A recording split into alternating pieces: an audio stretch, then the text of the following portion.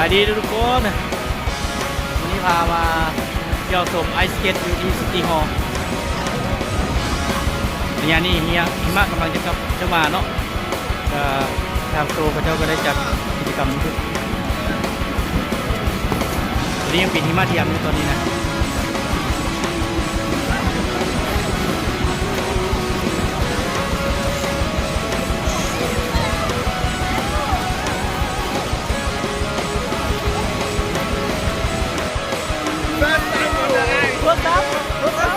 Of your bro.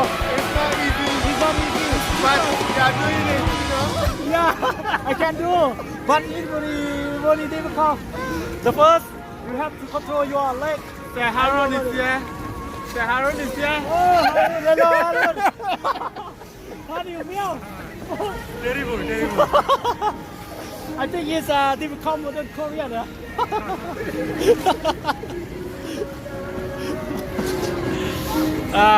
Okay, ini my trip เนาะซีฮอเนาะซึ่งว่าอยู่ที่โซเขาเจ้าได้จัดกิจกรรมพิเศษในการสร้างเกิดไอสเกตเพื่อให้คนมา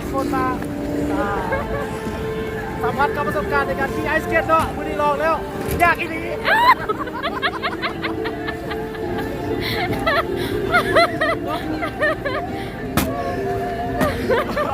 อ๋ออันนี้เป็นประสบการณ์ในการล้มเนอะเมื่อเขาล้มเขาต้องลุกโอเค thank you